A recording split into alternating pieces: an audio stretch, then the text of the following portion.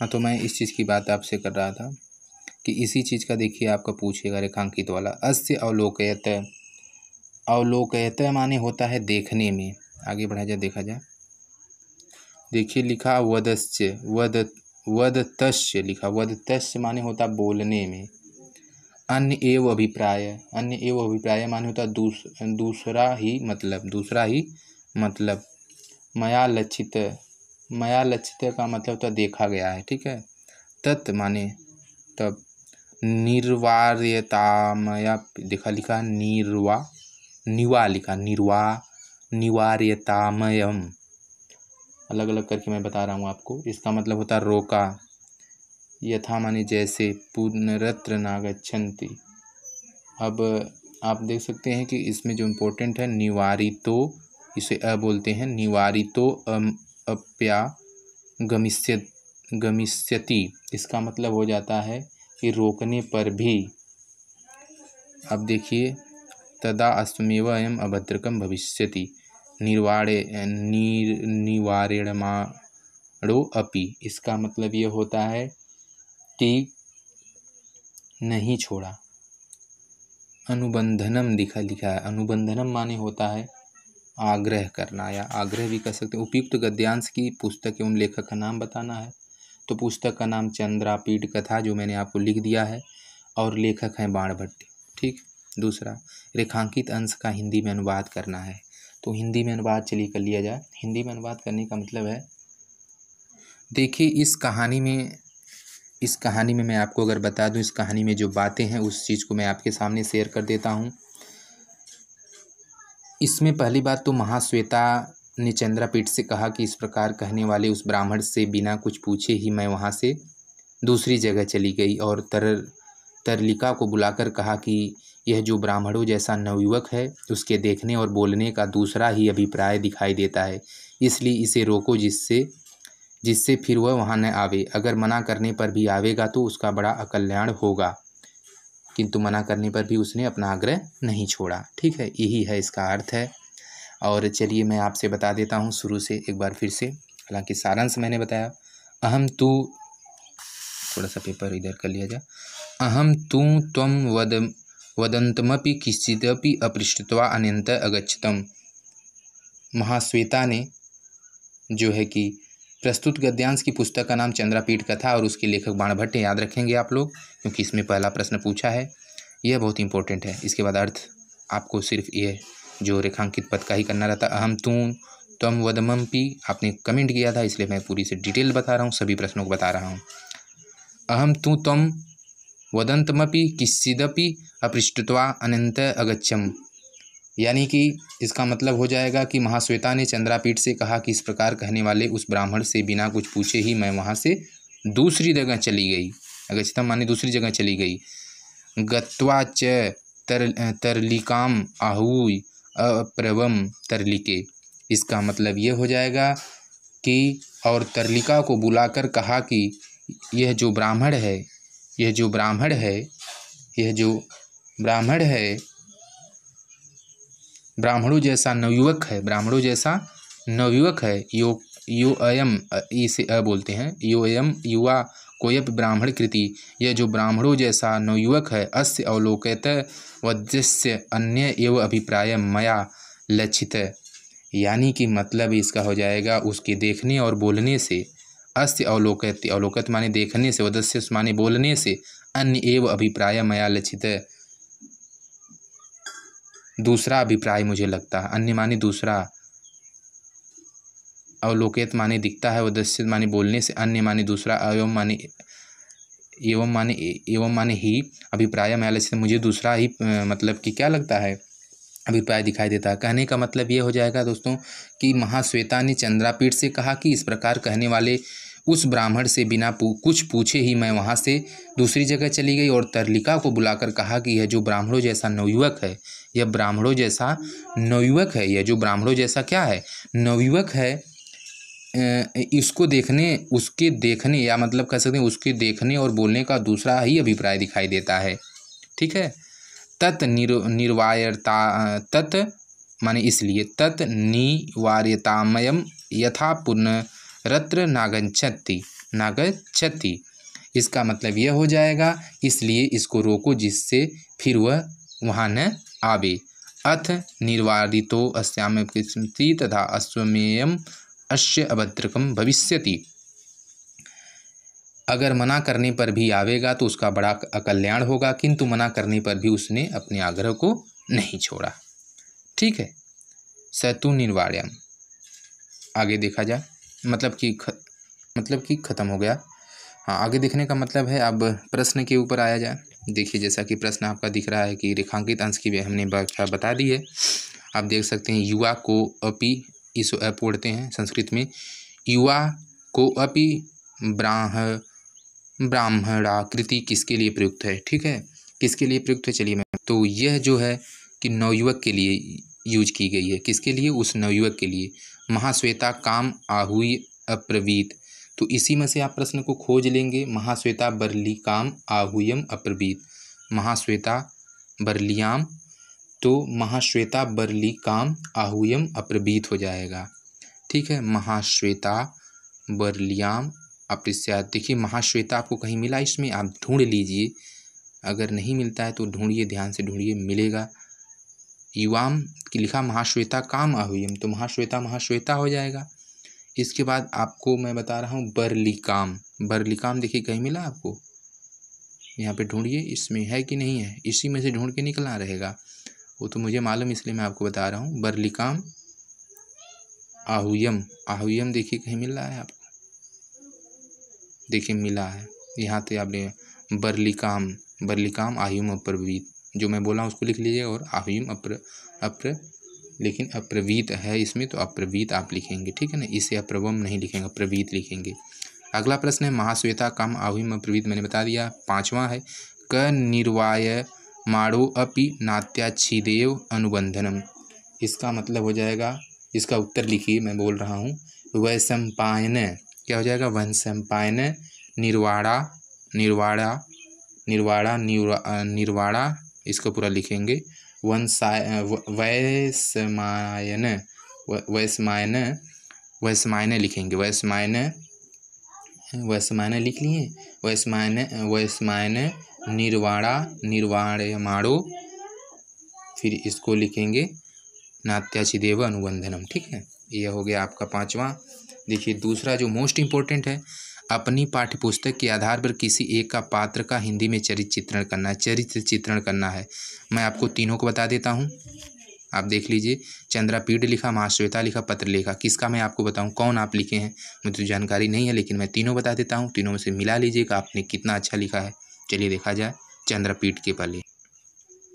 तो फ्रेंड्स, मैं आपको अपनी पाठ्यपुस्तक, जो मेरे पाठ्य पुस्तक मिल गई है, उसमें दिया गया है चंद्रापीठ का। तो मैं चंद्रापीठ का मैं आपको दिखा दे रहा हूँ और पढ़ के समझा दे रहा हूँ। वैसे मैं बोल के भी बता दूंगा, लेकिन बोलने में मुझे लगता है अच्छा नहीं लगेगा।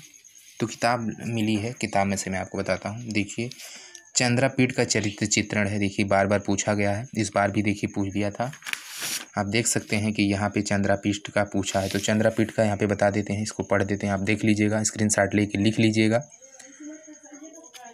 देखिए, इसमें दिया है कि चंद्रापीठ का चरित्र चित्रण में लिखेंगे, कादम्बरी महाकवि बाण की श्रेष्ठ गद्य काव्यात्मक रचना है चंद्रापीठ। इस गद्य काव्य का धीरोदात्त नायक है। उसके चरित्र में निम्नलिखित विशेषताएं दिखाई पड़ती हैं। रूपमान को, इसको लिखेंगे हेडिंग में, रूपमान। क्या लिखेंगे आप लिखेंगे, क्या लिखेंगे, रूपमान लिखेंगे। क्या लिखेंगे, रूपमान लिखेंगे। यानी चंद्रापीठ सुंदर राजकुमार है। जब उसमें यौवन आता है, यौवन का मतलब जवानी, तब तो उसका अंग प्रत्यंग निखर उठता है। निखर मतलब खिल उठता है। शिक्षा प्राप्त कर जब वह घर आता है, तब नवयौवन उसके सौंदर्य को दुगना कर देता। नवयौवन मतलब उसकी जवानी। ठीक है, इसके बाद आप लिखेंगे बुद्धिमान और गुणवान। हेडिंग डालेंगे बुद्धिमान और गुणवान। तो चंद्रापीठ की बुद्धि बहुत तीव्र है। तीव्र मतलब तेज है। विद्या मंदिर में वह आचार्यों मतलब गुरुओं द्वारा पढ़ाई गई संपूर्ण माने सभी विद्याओं को बहुत थोड़े समय में, बहुत थोड़े मतलब बहुत कम समय में ग्रहण मतलब अर्जित कर लिया, सीख लिया। सभी शास्त्रों, शस्त्र विद्या, शास्त्रों मतलब जो किताबें पढ़ता था, शस्त्र विद्या यानी किताबों को पढ़ कर के जो शस्त्र विद्या सीखता, शस्त्र माने लड़ाइयों वाली विद्या, घोड़े और हाथी पर सवारी करना, पक्षियों की भाषा का ज्ञान कि पक्षियों के किस तरह से भाषा का ज्ञान होता था, तमाम चीज़ें आदि सभी में वह पारंगत हो गया। पारंगत माने प्रवीण हो गया, निपुण हो गया, चालाक हो गया। ठीक, आगे बढ़ते जा। वीर हेडिंग डालेंगे। चंद्रापीड़ महान वीर तथा पराक्रमी भी है, महान वीर तथा पराक्रमी भी है। वह युवराज बनकर दिग्विजय करने के लिए चलता है। दिग्विजय माने विजय करने के लिए, तो चारों दिशाओं को जीत कर सबको अपने अधीन कर लेता है। चारों दिशाओं को जीतने का मतलब चारों दिशाओं में जो राजा रहते हैं उन राजाओं को जीत लेना। सच्चा मित्र हेडिंग में लिखेंगे कि चंद्रापीठ सच्चा मित्र है।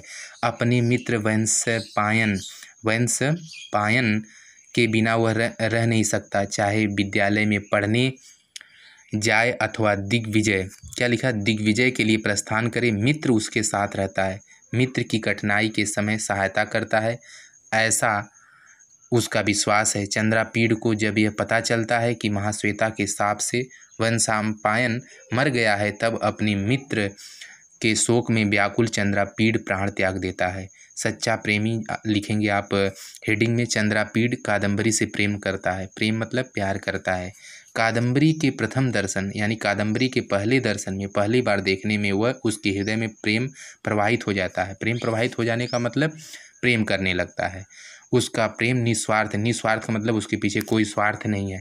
और वासना रहित, वासना रहित का मतलब होता है कि मेल मिलाप वाला नहीं है। जैसे वासना में लिप्त, वासना लिप्त को अगर इसका विच्छेद करेंगे, वासना का मतलब होता है कि सिर्फ आपके जिस्मों से मतलब रखेंगे, अन्यथा अन्य चीज़ों से नहीं। आगे, कादम्बरी से मिलने के लिए वह आकुल होता है। आकुल माने तत्पर होता है, व्याकुल होता है, उसके दिमाग में हलचलें उठती रहती हैं। उज्जैनी से वर्षा आंधी में चलकर भी वह कादम्बरी के पास पहुंचने का प्रयास करता है। कादम्बरी की प्रत्येक इच्छा को वह पूर्ण करना चाहता है। उसके प्रेम में कहीं भी स्वार्थ अथवा वासना की गंध नहीं है। दिव्य पुरुष हेडिंग डाल के लिखेंगे कि चंद्रापीड़ यद्यपि राजा तारापीड़ का पुत्र अर्थात लौकिक मनुष्य, लौकिक मतलब सब कुछ जानने वाला, परंतु वास्तव में वह लोकपाल चंद्रमा है। शाप के कारण वह पहले चंद्रापीठ के रूप में और फिर राजा शूद्रक के रूप में जन्म लेता है। शाप मुक्त होकर वह फिर चंद्रलोक, हेमकूट और उज्जैनी पर शासन करता है। संक्षेप में चंद्रापीठ चंद्रमा का अवतार है। वह वीर, बुद्धिमान तथा गुणवान राजकुमार के रूप में पृथ्वी पर अवतरित हुआ है।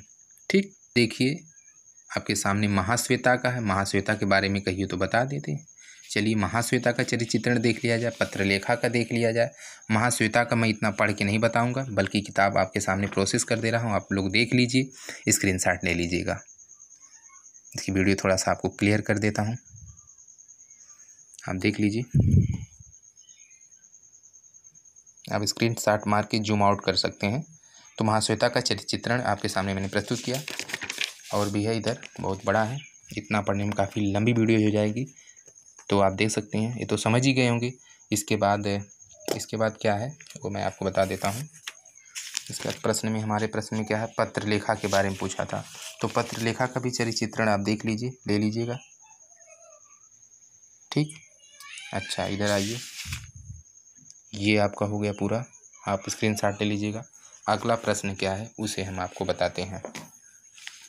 अगला प्रश्न देखिए, यह है यानी कि दूसरा कंप्लीट हमने कर दिया। आपका तीसरा प्रश्न क्या है कि बाणभट्ट का परिचय देते हुए उनकी शैली पर संक्षिप्त प्रकाश डालिए।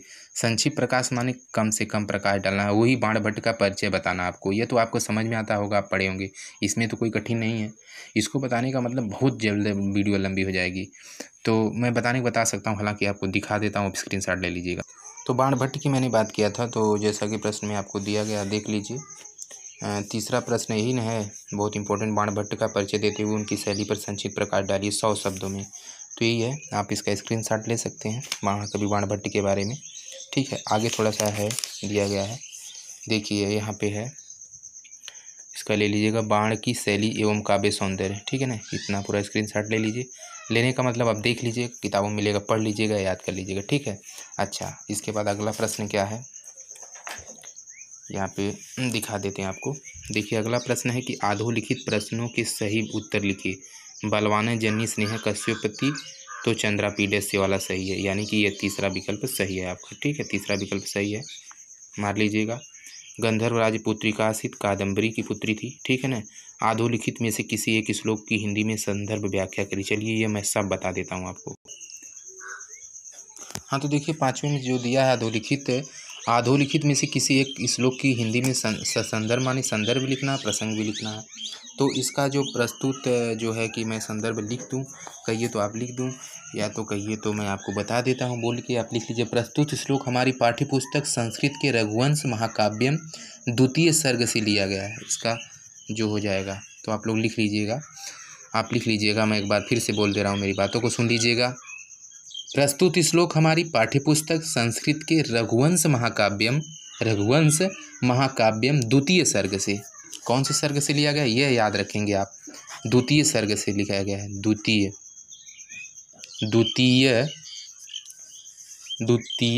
सर्ग, ठीक है ना, द्वितीय सर्ग, ये इंपॉर्टेंट, द्वितीय सर्ग से लिया गया है। रघुवंश महाकाव्यम से किससे लिया गया, रघुवंश महाकाव्यम जो कालिदास द्वारा रचित है, आप ध्यान रखेंगे। चलिए इस चीज़ को हटाया जाए। लिया गया प्रसंग क्या है, सिंह राज से कहता है, सिंह राजा से कहता है। इसमें सिंह राजा से क्या कहता है, सिंह राजा से क्या कहता है, उस चीज़ का विवेचना। चलिए अर्थ देखा जाए। चलिए गो बढ़ा जाए। लिखा देखिए एकाद पत्रम, इसका अन्वय मैं आपको बता देता हूँ। इसका अन्वय क्या हो जाएगा, एकाद पत्रम का अन्वय हो जाएगा। एकाद पत्रम ऊपर से देख सकते हैं आप, पहले लिखा है एकाद पत्रम जगत प्रभुत्वम नवम वयम कादंतमिदम वशपुष्य अल्पयस्य तो बहु हातुमिच्छन विचार मूढ़ प्रतिभाषी में त्वम। इसका अन्वय हो जाएगा एकात पत्रम जगतम प्रभुत्वम नवम वयम इदम कांतम वपु एत सर्वम बहु अल्पस्यत हेतो हास्तुमिच्छन त्वम विचार मूढ़ में भक्ति प्रतिभाषी में पर प्रतिभाषी ही। अब इसका अर्थ देख लीजिए। सिंह राजा से क्या कहता है कि एक छत्र संसार का राज, एकात पत्रम जगत, एक क्षण संसार का राज्य, प्रभुत्वम नवम वयम कादम मिश्रम वशुपस्य की, यानी नवीन युवावस्था और यह सुंदर शरीर, इन सब बातों को या यह सुंदर शरीर, इन सब बहुतों को आप थोड़ी सी बात के वास्ते छोड़ना चाहते हैं। अल्पस्य हेतु बहु हाथ तुम इच्छन, थोड़ी सी बात पे छोड़ना चाहते हैं। विचार मूढ़ प्रतिभाषी में त्वम, अतः आप कार्य के विषय में मुझे मूर्ख मालूम पड़ते हैं। अतः आप कार्य के विषय में मूर्ख मालूम पड़ते हैं। एक बार फिर से अर्थ है कि एक छत्र संसार का राज्य, नवीन युवावस्था और यह सुंदर शरीर, इन सब बहुतों को आप थोड़ी सी बात के वास्ते छोड़ना चाहते हैं। अतः आप कार्य के विषय में मुझे मूर्ख मालूम पड़ते हैं। ठीक, इसका अर्थ अब इसका देख लिया जाए। ख वाले का क्या है, ख वाले में भी आप वही चीज़ लिखेंगे कि जो है कि इसका प्रस्तुत श्लोक हमारी पाठ्यपुस्तक संस्कृत के रघुवंश महाकाव्यम द्वितीय सर्ग से लिया गया है।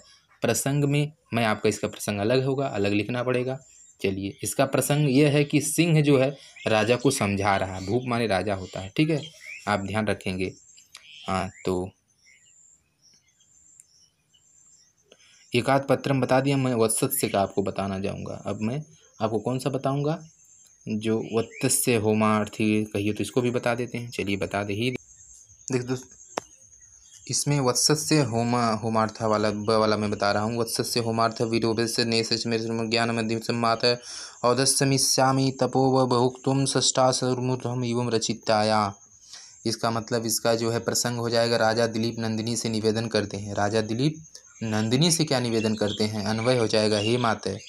इसका अन्वय मैं बता रहा हूँ। हे माते वासस्य होमार्थ विरोधस्य शेषम तम वदत्सम रचिताया ऊर्धा षष्ठा समम युवम ऋषे अनुज्ञाम अधिमत्यम उपभोक्तम इच्छामि ही। ठीक है, अच्छा अब इसका अन्वय हो गया। अब आपको मैं इसका अर्थ बताता हूँ। वत्सस्य होमार्थ विद्विष्य से माते, यहाँ तक का अर्थ देख लीजिए। यहाँ तक का अर्थ ये हो जाएगा कि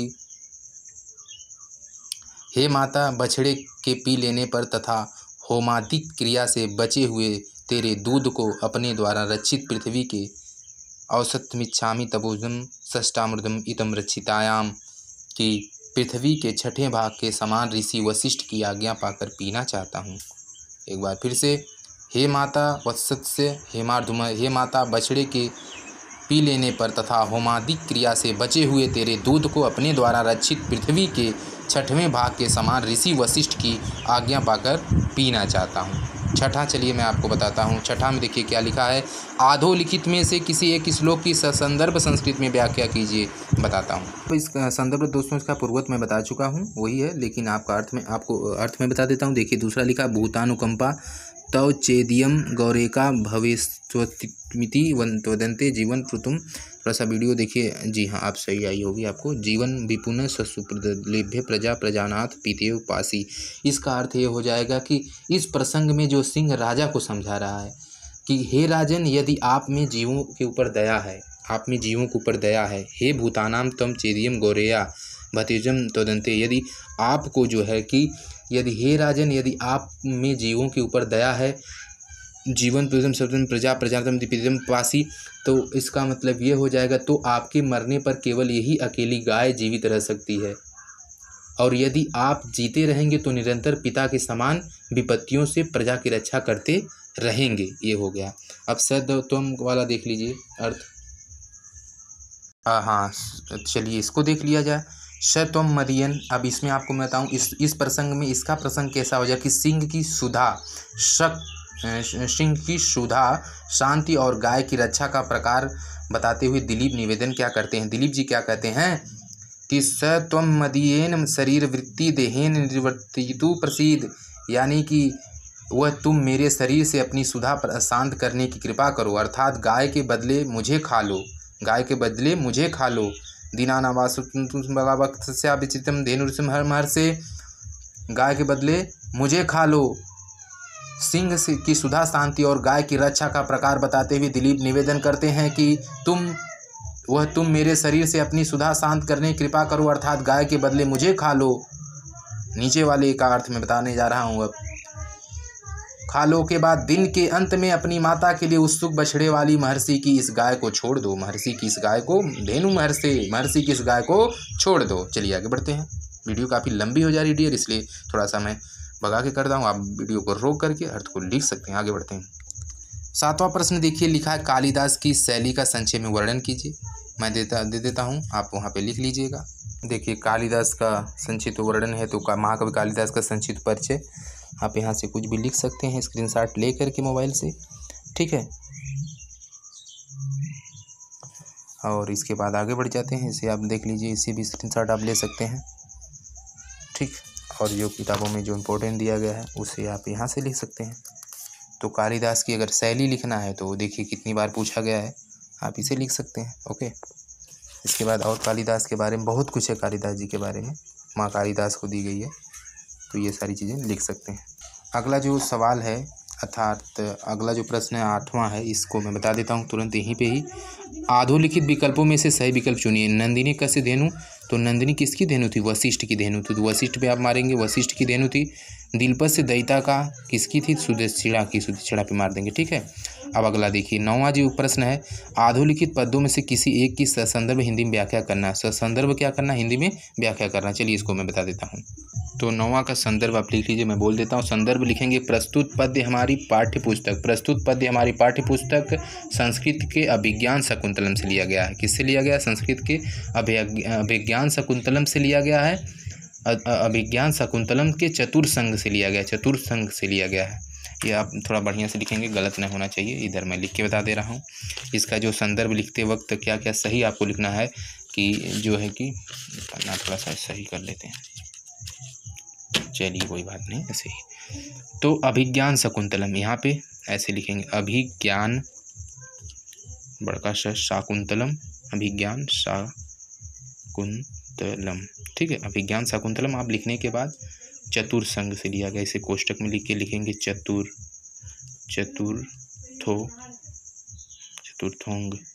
ये अंगा आधा कर लिख के हम बिंदी लगा देंगे, चतुर्थंग से लिया गया है, ठीक है। जिसके लेखक महाकवि कालिदास, इसके लेखक कौन है, महाकवि कालिदास जी महाराज हैं, ठीक है। कालिदास जी जानते रहेंगे, ठीक है। आगे बढ़ा जाए, जाइए अपने स्थान पे आप। तो अगला देखिए, इसका अर्थ मैं आपको बता देता हूँ। चलिए अब अर्थ के ऊपर इसके ऊपर डिस्कस कर लिया जाए। तो कश्यप जो मुनि की बात हो रही है, इस अर्थ में जो है कश्यप मुनि की बात है। तो कश्यप जी जो है, तुम यहाँ से पति ग्रह पहुँचकर क्या करने वाले हो? सुश्रुत्यम से मैं अर्थ बता रहा हूँ। सुश्रुत्यम माने गुरुजनों की सेवा करना। देखिए लिखा सुश्रुत्यम गुरून गुरु प्रिय सखीतम वृत्तिम सपनी जने। इसका मतलब हो जाए गुरुजनों की सेवा करना, पत्नियों के साथ प्रिय सखी का सा व्यवहार करना है, प्रिय सखी सा व्यवहार करना है, तिरस्कृत करना नहीं। तिरस्कृत होकर भी क्रोधवश पति के विचरित आचरण मत करना। भर विकृतम रोषयाणाम माँ स्वम प्रति पतिम गम मतलब हो जाएगा, इसका मतलब हो जाएगा क्रोधवश भी पति के विपरीत आचरण मत करना। भूयिष्ठम भव दक्षिणा परिजनों भाग्य वेशनुष्किन्य, यानी कि सेवक सेवकाओं पर पर्याप्त उदार रहना, भाग्य पर अभिमान मत करना। यहाँ पे देखिए भूयिष्ठम भव दक्षिणा, भाग्य पर जो है अभिमान मत करना। यांतितम गृहप्रदम युतुदम वामा कुल साधिकम, यानी इसका मतलब ऐसा व्यवहार करने वाली युतियाँ गृहलक्ष्मी के पद को प्राप्त करती हैं, ऊपर के अर्थ में है। और इसके विपरीत आचरण करने वाली युतियाँ कुल के लिए दुख का कारण बनती हैं, अथवा गौतमी क्या मानती है। ठीक है, अब बी वाले का अर्थ देख लिया जाए। वही जो रहेगा संदर्भ वही आप लिखेंगे जो मैंने आपको बताया। संदर्भ यह है कि प्रस्तुत पद्य हमारी संस्कृत के अभिज्ञान शकुंतलम के चतुर्संग से लिया गया है, जिसके लेखक है महाकवि कालिदास जी हैं। महाकवि कालिदास जी हैं। अभिज्ञान वाला चलिए कर लिया जाए। तो इसके बारे में आपको बता देता हूँ, बहुत समय ज़्यादा हो जा रही है, अर्थ मैं आपको सही बता रहा हूँ, ध्यान से लिख लीजिएगा। अभिजनवतो भर्तु लांघे श्रिता गृहे पदे पदे, इसका मतलब हो जाएगा काश्यप जी कह रहे हैं बेटी क्यों इस तरह दुखी हो रही हो। काश्यप जी कहते हैं कि बेटी तुम इस तरह क्यों दुखी हो रही है, और बेटी तुम अतिकुल के पति के प्रशंसनीय गृहिणी महारानी के पद पर स्थिर हो करके, महारानी के पद पर गृहिणी पति महारानी के पद पर के स्थित हो करके विवगुरु कृतित्य प्रशिक्षण माकुला, उसके ऐश्वर्य के कारण महान कार्यों से प्रशिक्षण व्यस्त तुम शीघ्र ही तन्मर्शम प्राचीन वार्कम प्रसूभ च पावनम, पूरब दिशा जिस प्रकार पावन सूर्य को उसी प्रकार पवित्र पुत्र को पैदा करके मम बिरहजा न तुम वश्य शुचम गणशिष्यसी, यानी पवित्र पुत्र को पैदा करके मेरे बिरहजन्य शोक को भूल जाओगी, सुंदर पुत्र को पैदा करोगी। आगे देखिए, आगे 10वां सवाल क्या है, 10वां प्रश्न क्या है। आधोलिखित में से किसी एक सूक्ति की संदर्भ सहित हिंदी में व्याख्या करना, किसी एक सूक्ति की करना है। तो 10वां प्रश्न देखिए, सूक्ति दिया गया है, क्या दिया गया, अधोलिखित में से सूक्ति का करना है। देखिए पहला लिखा गुरुवपि बिरह दुखम आशाबंध सहायति, इसका मतलब यह हो जाएगी, संदर्भ है इसका हो जाएगी प्रस्तुत सूक्ति कालिदास विरचित अभिज्ञान शकुंतलम के चतुर्थ अंक से अवतरित है। एक बार फिर सुन लीजिए, प्रस्तुत सूक्ति कालिदास विरचित अभिज्ञान शाकुंतलम के चतुर्थ अंक से अवतरित है। ठीक है, इसका संदर्भ हो जाएगा। अब संदर्भ सहित हिंदी व्याख्या कर रहा है, तो इसकी व्याख्या मैं कर दे रहा हूँ। पहले वाक्य की व्याख्या हो जाएगी कि पति घर जाते समय चकवी चकवा को अलग होकर व्याकुल होता देखकर दुखी शकुंतला से अनुसैया कहती है कि हे सखी, ऐसा मत सोचो, अपने सहचर को, सहचर माने साथ साथ चलने वाले को, साथ साथ रहने वाले को कमलिनी के पत्ते तिरोहित देख चकवी चिखती है। यह एक सीमा तक सच है, वह विरह पीड़ा में फंस जाती है, वह ठीक है, लेकिन यह बिल्कुल सत्य है कि वह अपनी प्रियतम के बिना दुख से लंबी रातों को केवल इस आशा में बिता देती है कि सुबह होगी, पुनर्मिलन होगा, फिर से मिलन होगा। यही आशा, विरह माने दुख, विरह माने जैसे लोग कलुटता, दुख माने दुख होता, विरह माने जैसे किसी के बिछुड़ने को विरह कहते हैं, दुख को सहन कराती है। अगला अति स्नेह पाप संकी का देख लीजिए, इसका संदर्भ हो जाएगा कि प्रस्तुत सूक्ति अभिज्ञान शाकुंतलम के चतुर्थ अंग से अवतरित है। इसके रचयिता महाकवि कालिदास हैं। इस सूक्ति में पतिगृह गमन से, इस दूसरे का मैं बता रहा हूँ डियर, सूक्ति में पतिगृह गमन से पूर्व शकुंतला अपनी सहेलियों से विदा ले रही है। उसे दुर्वासा के शाप का बिल्कुल भी ज्ञान नहीं है। दोनों सखियां जब शकुंतला से कहती हैं कि यदि वह राजा तुम्हें पहचानने में देर करे तो उसे अंगूठी दिखा देना, यह सुनकर शकुंतला अनिष्ट की आशंका से घबरा जाती है, परंतु दोनों सखियां उसे समझाती हुई कहती हैं। तीसरे का देख लीजिए, तीसरा है कि यांतरेव गृहिणी पदम युवतयो वामाकुल स्थामा, इसका देख लीजिए, इसका मतलब हो जाएगा प्रस्तुत सूक्ति कालिदास, संदर्भ बता रहा हूँ, प्रस्तुत सूक्ति कालिदास विरचित अभिज्ञान शाकुंतलम के चतुर्थ अंक से भी अवतरित है। हिंदी व्याख्या यह कि महर्षि काश्यप शकुंतला को उपदेश देते हुए कहते हैं कि पति गृह में जाकर गुरुजनों की सेवा करना, अपनी सपत्नियों के साथ सखियों जैसा व्यवहार करना आदि। जो युवतियां ऐसा आचरण करती हैं वे तो गृह स्वामिनी का पद प्राप्त कर लेती हैं, परंतु जो इसके विपरीत व्यवहार करती हैं वे कुल को नष्ट करने वाली होती हैं। अगला 11वां देखिए, लिखा कि दुष्यंत या शकुंतला का 100 शब्दों में हिंदी का चरित्र चित्रण करिए। दुष्यंत या शकुंतला का आप कहानी जानती ही होंगे, लिख लेंगे, नहीं जानते हैं तो देख लीजिए। जैसा मैंने बताया यहाँ पे आप देख सकते हैं दुष्यंत का चरित्र चित्रण यहाँ पे लिख लेंगे। महाराज दुष्यंत हस्तिनापुर के राजा हैं। यहाँ से ले करके जो है कि यहाँ तक आप लिख लीजिएगा, ठीक है ना डियर, ध्यान से देख लीजिए, सब लिख लीजिएगा, ठीक है। ये रहा, तो मैंने बता दिया। अब आपको मैं 12वां बताता हूँ। आधुनिक प्रश्नों के सही उत्तर के विकल्प में चुनिए। तो 12वां का प्रकृति प्रेमी कौन है? दुर्वासा। दुर्वासा मान लेंगे। दुष्यंत कस्य देश से राजा आसित। दुष्यंत किस देश के राजा आसित माने थे? हस्तिनापुर, हस्तिनापुर के। आधुलिखित में से किसी विषय पर 10 वाक्यों संस्कृत में क्या लिखना? निबंध लिखना है।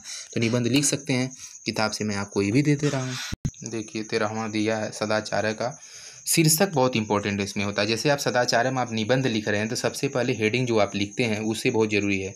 जैसे हेडिंग आप लिखेंगे तो इसमें आदाचार्य प्रथमो धर्म, शीलम धर्म, तो हेडिंग बहुत ज़रूरी है। हेडिंग लिख करके आप इस तरह से लिखेंगे और उसके बीच में जो ये वाला होता है बहुत इंपॉर्टेंट होता है। जैसे ये चीज़ लिखा हुआ, ठीक है, इस चीज़ को आप लिखेंगे और इसको लिखने के बाद थोड़ा सा बड़ा लिखने का, क्योंकि कम से कम 10 वाक्यों में लिखना चाहिए। तो 10 वाक्य जितना आपको लगे उतना लिख लेने का। 10 वाक्य कम से कम, 10 वाक्य का मतलब 10 लाइन लिखिए कम से कम। ये हो गया। इसके बाद भ्रष्टाचार के ऊपर दिया है। देखिए भ्रष्टाचार के ऊपर चलिए खोज लिया जाए। भ्रष्टाचार कहाँ है? अस्माकम देश है। देखिए अस्माकम देश लास्ट वाला दिया है, ये इंपॉर्टेंट है। अस्माकम देशम का आप लिखेंगे कम से कम। देखिए इसका मैं अर्थ भी आपको थोड़ा बता देता हूँ क्योंकि वीडियो बहुत लंबी। देखिए भारतम अस्माकम देशस्ति, भारत हमारा देश है।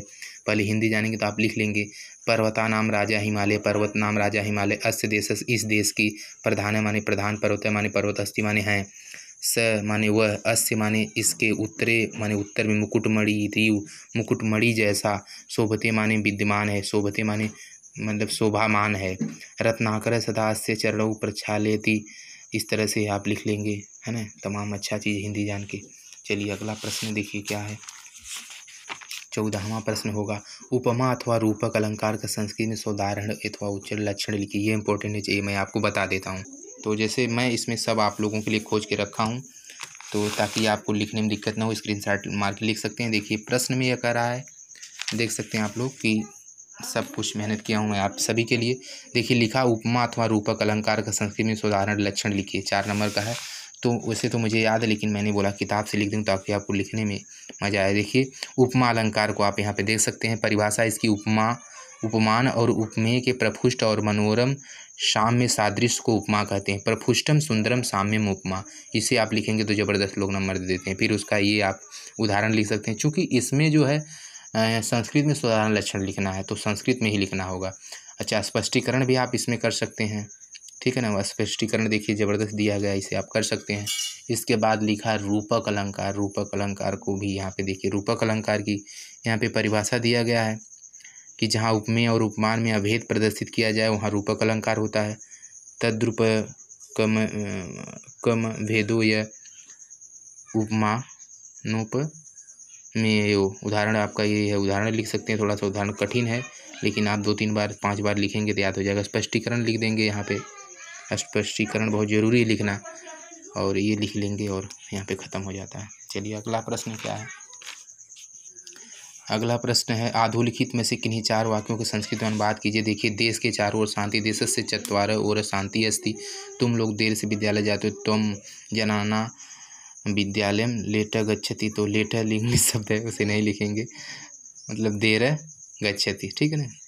हमें निर्धन को धन देना चाहिए, इंग्लिश में वी शुड मतलब हो जाएगा हमें निर्धन को। वयम निर्धनस्य धन ददति।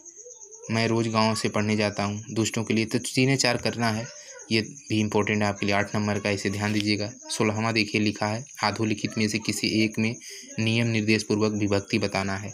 इसे मैं आपको बताता हूँ।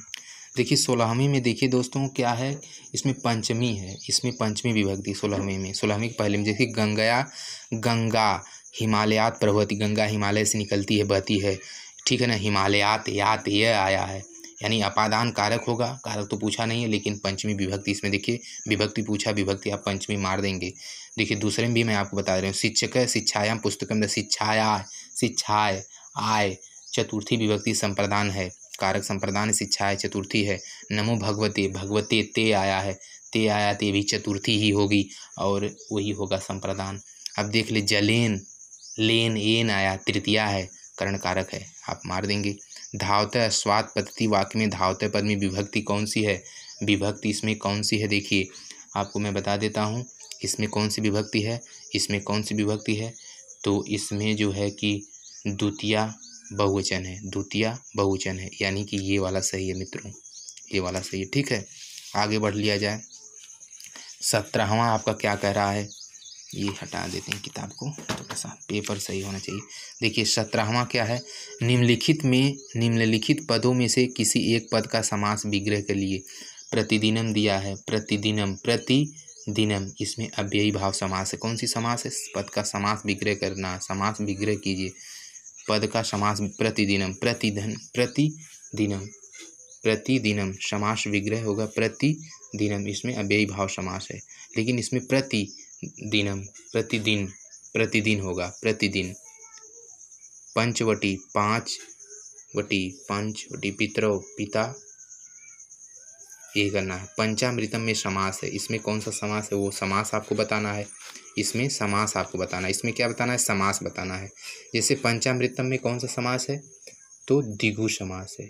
कौन सा समास है, द्विगु समास है, ठीक है। अच्छा,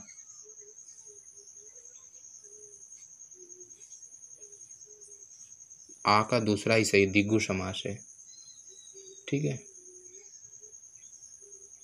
अच्छा, आप देखिए 18वां बचा आपका, किसी एक शब्द का संधि विधायक सूत्र लिखिए। सज्जन का संधि विधायक सूत्र लिखना है, सदधन जन हो जाएगा। इसको मैं आपको लिख के बता देता हूँ, थोड़ा इम्पोर्टेंट है इसलिए परीक्षाओं में पूछता है बार बार।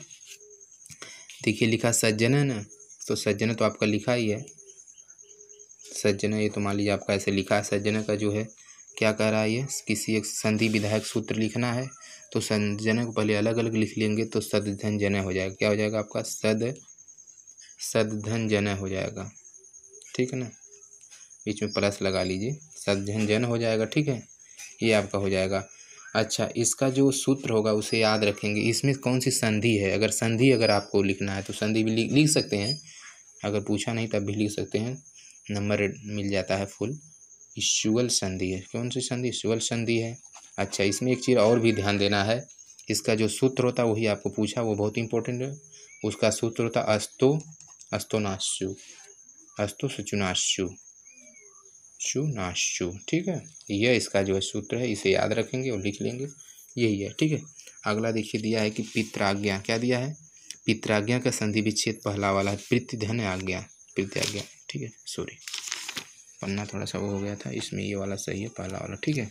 अच्छा, अब इसके बाद क्या है, 19वां, जगते पद, जगत शब्द की किस विभक्ति और वचन का रूप है, ये 19वां मैं आपको बताता हूँ। उससे पहले आप जान सकते हैं सज्जन हरिवंदे को मैं नहीं बताया हूँ, आप कह रहे हैं हरिवंदे, हरिम धन वंदे होगा, हरिम धन वंदे, अनुस्वार संधि, सूत्र होता गोनु स्वार है, गोनु स्वार है, तो इसका सूत्र यही है गोनु, ये ऐसे जो बनता है बोलते हैं इसे ऐसे करके, गोनु स्वार है, ठीक है। इसे आप लिख लेंगे गोनु स्वार है, र लिखे है, र गोनु स्वार है, ठीक है, गोनु स्वार है, मैं बोल दिया हूँ, आप लिख लेंगे। अच्छा, सूत्र होता है गोनु स्वार है। अच्छा, अब क्या कहना है, पित्राज्ञा में ये पहला का बी है। 19वां है, जगते पद क्या है, जगते चतुर्थी एक वचन है, जगते पद जगत शब्द की किस विभक्ति और वचन का, चतुर्थी विभक्ति है, जी विभक्ति कौन सी है, चतुर्थी है, और वचन एक वचन है, ठीक। सर्व शब्द चतुर्थी एक वचन का रूप होगा सर्वस्मय, ये होगा सर्वस्मय। चलिए आगे बढ़ा जाए। अच्छा, 20वां देखिए क्या लिया, पठानी पद का पुरुष और वचन लिखना है, पठानी पद का पुरुष और वचन, उत्तम पुरुष एक वचन है, यह उत्तम पुरुष एक वचन है, ध्यान दीजिएगा, उत्तम पुरुष एक वचन है। नी धातु लट लिट लकार उत्तम पुरुष एकवचन का रूप होगा निश्याम, ये लिख लेंगे। ठीक है। स्थित्वा पद में प्रकृति प्रत्यय है, कौन था, ये चौथा सही है। भू धातु से तुमुन प्रत्यय लगने पर बनेगा भोक्तुम। ठीक है। 22वां देखिए, अधोलिखित में से किसी एक का वाच्य परिवर्तन कीजिए। त्वम पुस्तकम ददास, इसे लिख सकते हैं आप त्वम पुस्तकम ददिश्यते। देखिए लिखा अस्माभि पुस्तकानि पठ्यन्ते, इसको आप लिखेंगे मया पुस्तकम पठिष्याति। वयम हसाम त्वम हसाम, तुम हसती हो जाएगा, तुम हसती। ये वाच्य परिवर्तन मतलब बातों को बदल देना, उसके अर्थ को दूसरे अर्थों में निकलना। ये रहा। धन्यवाद। जय हिंद, जय भारत। चैनल को सब्सक्राइब कर लीजिएगा प्लीज़, क्योंकि संस्कृत को अगर आपको व्याकरण जानना है, संस्कृत का व्याकरण जानना है, या संस्कृत की कोई और चीज़ जानना है, तो कमेंट बॉक्स में कमेंट करेंगे और मेरी वीडियोज़ को ज़रूर देखिएगा। क्योंकि संस्कृत ने सिर्फ सभी भाषाओं को, मतलब सभी भाषाओं से बोले तो सभी विषयों को मेरे चैनल पे पढ़ाया जाता है बहुत से टीचरों द्वारा। तो अगर आपकी वीडियो अच्छी लगे, वैसे मैं मोस्टली इंग्लिश, मेरा फेवरेट सब्जेक्ट इंग्लिश पढ़ाता हूँ, लेकिन मैथ और अन्य सब्जेक्ट की भी वीडियो आपको मिलेंगी। धन्यवाद। जय हिंद, जय भारत।